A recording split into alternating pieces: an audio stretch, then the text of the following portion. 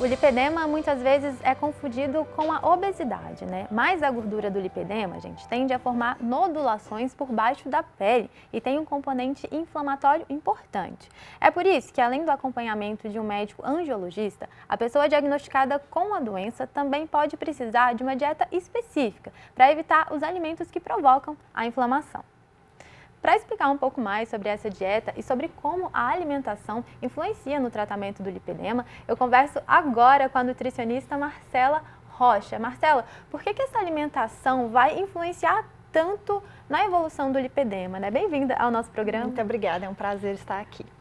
Então, a alimentação, a nutrição é um dos pilar, né, do tratamento do lipedema, que é uma doença crônica.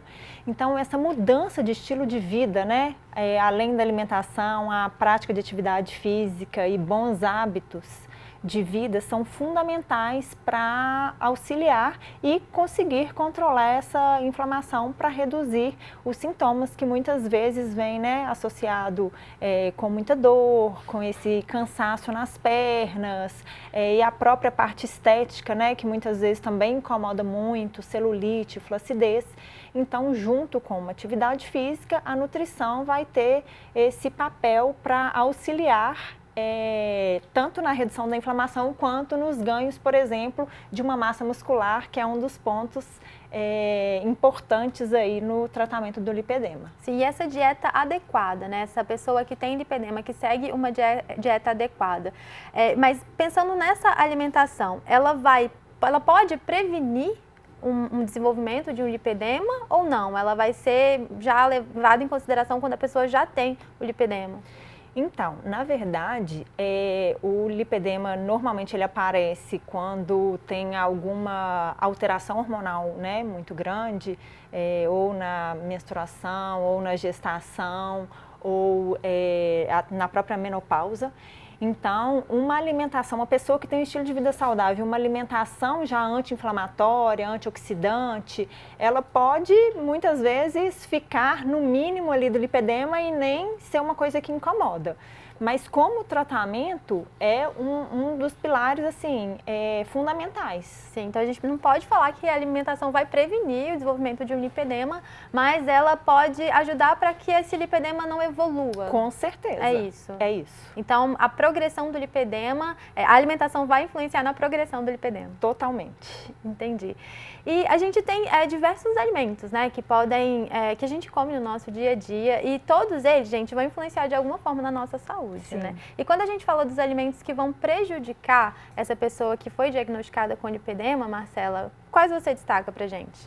Então, os industrializados de forma geral, né, os alimentos ultraprocessados, ricos em aditivos químicos mesmo, eu sempre falo que o nosso corpo é formado por células e essas células precisam de nutrientes.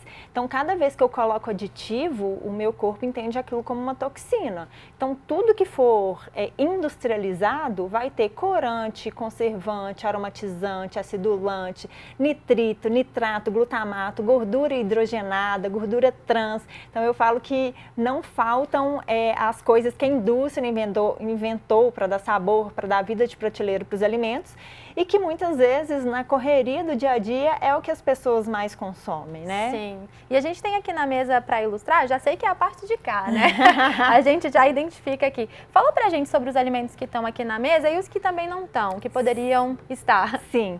Então, dentre os alimentos, né, relacionados aí ao aumento de processo inflamatório, as farinhas brancas, elas estão aí no topo. O próprio glúten é uma proteína inflamatória que para o lipedema a gente percebe, né? A grande maioria das mulheres, elas têm um benefício quando a gente retira o glúten. Eu sempre falo que tudo vai variar de pessoa para pessoa, pois existem as individualidades bioquímicas. Então, não é o glúten vai fazer mal no mesmo grau para todo mundo. Não, às vezes se a pessoa comer uma vez a cada 15 dias, depois que já tiver conseguido fazer uma desinflamação do organismo, para ela ok. Porque como eu falo que é uma doença crônica, a gente tem que também pensar nesse equilíbrio, né? Porque ninguém consegue, assim, ficar 100% o tempo todo. Então, o que nos determina é o que a gente faz na maior parte do nosso tempo.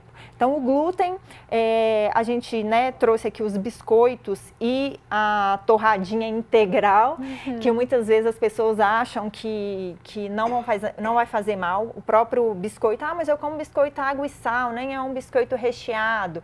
Mas vai olhar o rótulo daquele alimento, o tanto de gordura, o tanto de melhorador de farinha, o tanto de farinha branca mesmo, que tem ali muitas vezes açúcar. Então, todos esses aditivos, né, vão piorar esse processo inflamatório do organismo. E a gente tem aqui também chocolate, o refrigerante. Aqui a gente está falando do açúcar? Do açúcar, principalmente, mas o refrigerante, além da quantidade alta de açúcar, e aí vamos falar que não é só o açúcar, porque um adoçante artificial também pode fazer mal, então não adianta tomar um refrigerante zero, porque os adoçantes artificiais também são entendidos como toxina para o nosso organismo. Então a gente está falando de corantes muitas vezes bem nocivos para a nossa saúde, e os próprios aditivos mesmo, né, que são utilizados nesses produtos.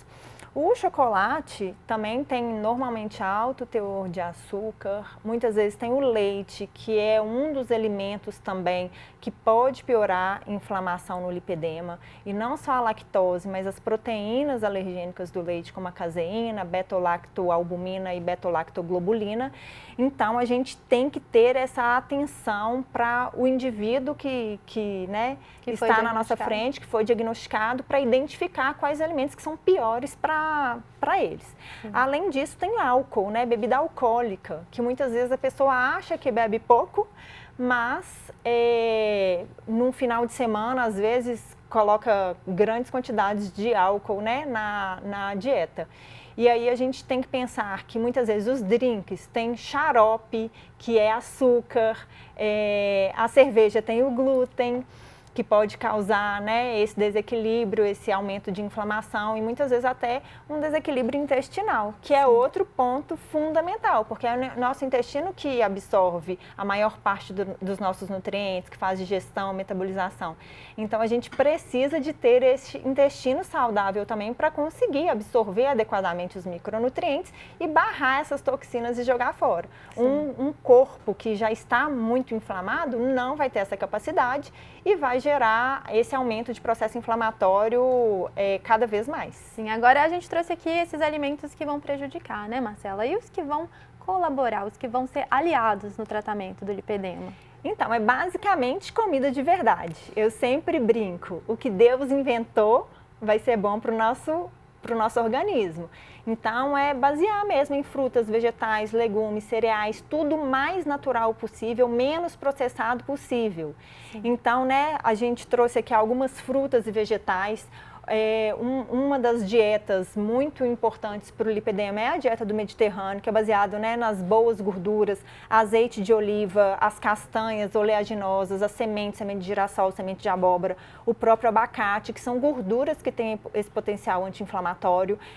Vegetais em abundância mesmo, o ideal é que de 2 a 3 vezes por dia a gente coloque esses vegetais na nossa alimentação. E aí um ponto que eu chamo bem importante é que muitas vezes as pessoas trocam o jantar por lanche, então fica pobre em nutriente, então tentar mesmo comer comida à noite também com vegetais, legumes.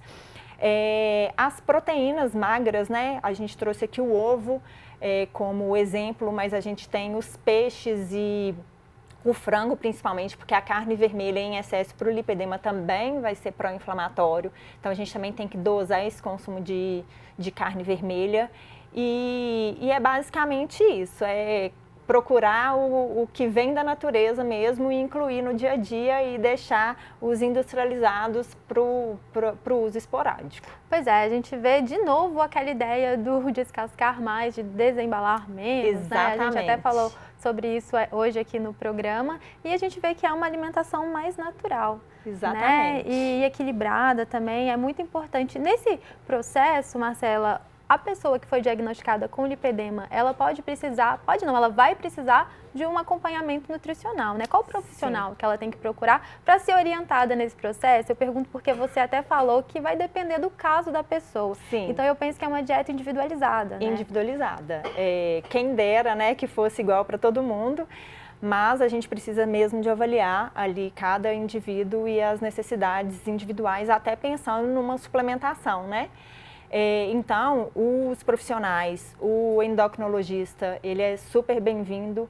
A doutora Thaís Magalhães, que eu trabalho com ela faz, inclusive, também um diagnóstico e muitas vezes auxilia nesse tratamento, porque muitas vezes o paciente também está ali acima do peso, com obesidade, né, junto com esse lipedema, então a gente precisa de modular isso. O fisioterapeuta também é super importante para melhorar essa questão, reduzir a retenção hídrica, esses nódulos.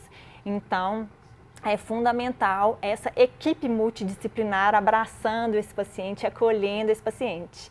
E a nutrição, que, como eu falei, é a base mesmo, é uma alimentação, uma mudança de estilo de vida, né? Então, é ensinar ali esse paciente como que ele vai aprender a escolher esses melhores alimentos a longo prazo. Sim, a gente falou aqui, Marcela, diferenciando, né, a obesidade do lipedema, que Sim, causa muita confusão. muita. Mas uma obesidade pode agravar um quadro de lipedema? Com certeza, com certeza.